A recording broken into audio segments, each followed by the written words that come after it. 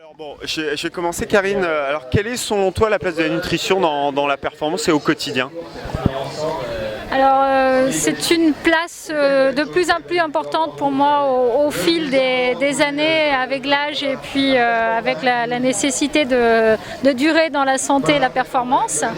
On va dire que 15-20 ans en arrière, comme tous les jeunes qui débutaient dans la course à pied et dans mon métier, j'avais une alimentation diversifiée mais sans doute pas aussi soucieuse du moindre détail par rapport à la variation autour des fruits, des légumes, des origines des poissons ou de certaines céréales. Et puis effectivement, quand on commence à enchaîner quelques victoires et puis derrière ces victoires éventuellement quelques petits soucis de santé type rhume, herpès ou angine, on essaye de faire parfois un lien entre ces petits soucis de santé qui succèdent immédiatement à la compétition et la nécessité d'optimiser le quotidien alimentaire et le quotidien de course.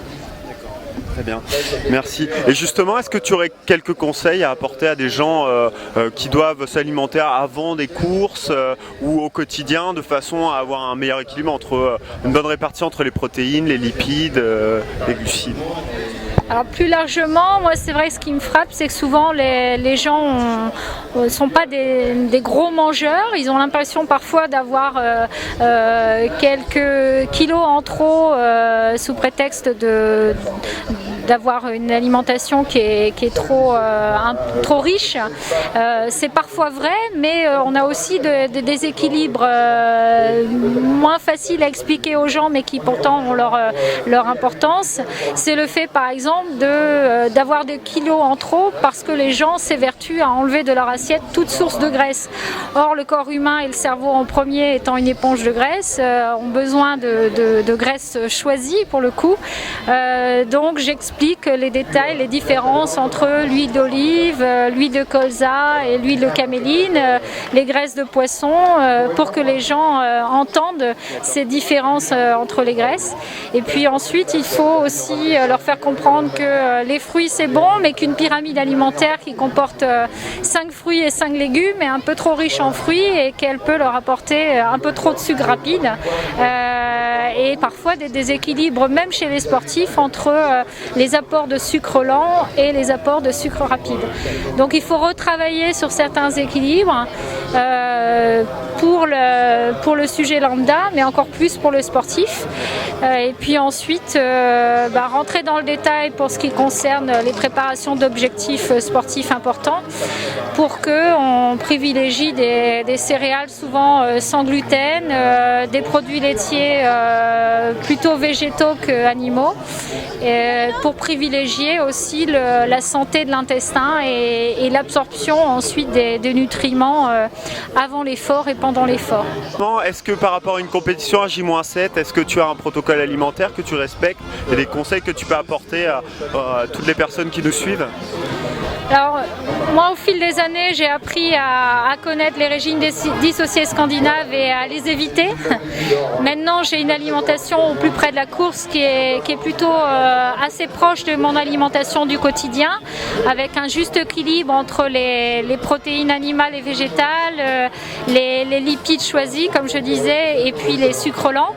Et plus je me rapproche des objectifs, et plus je vais me méfier, bien sûr, de trop de fibres, de trop d'acides.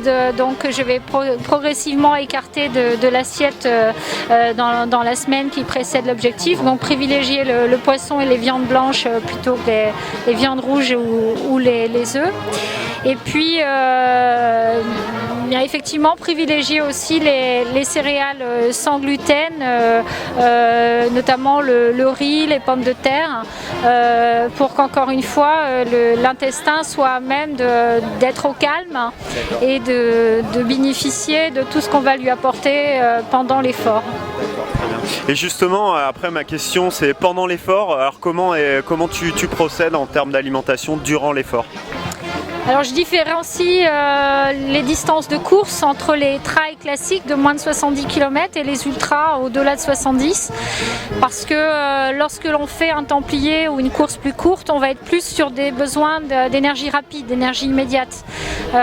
Donc dans ce cas-là, je vais miser beaucoup sur la boisson Effinov et les apports de sucre qu'elle m'apporte, et puis uniquement sur de toutes petites collations très faciles à ingérer, de bouts de banane ou de moelleux, alors que sur un ultra, je vais être bien sûr sur des repas solides, voire même des assiettes de volaille et de riz, comme je peux en faire sur un grand raid à La Réunion. Donc 3 gros repas fonction des horaires habituels de repas, et puis entre-temps des moelleux, des digestipins, et puis j'aime bien aussi des compotés de châtaigne, des choses qui ont un index glycémique un petit peu plus haut, mais qui passent rapidement dans le sang. D'accord, très bien. Et justement, après une compétition, après des longs efforts comme ça, en termes d'alimentation, de récupération, qu'est-ce que tu privilégies ou qu'est-ce que tu peux conseiller ?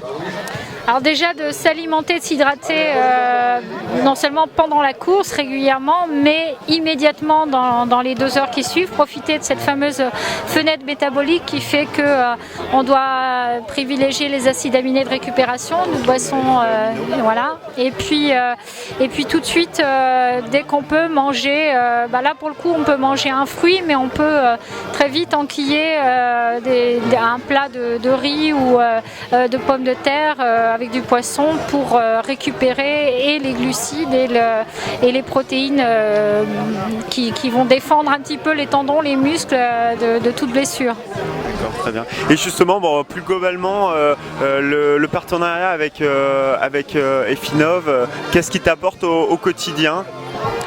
Il était intéressant parce qu'il est arrivé au moment où moi je me posais énormément de questions sur les index glycémiques des différents sucres qu'on peut ingérer, sur ces problématiques de maltodextrine que l'on trouve dans les boissons de l'effort généralement, qui sont des maltodextrines de blé.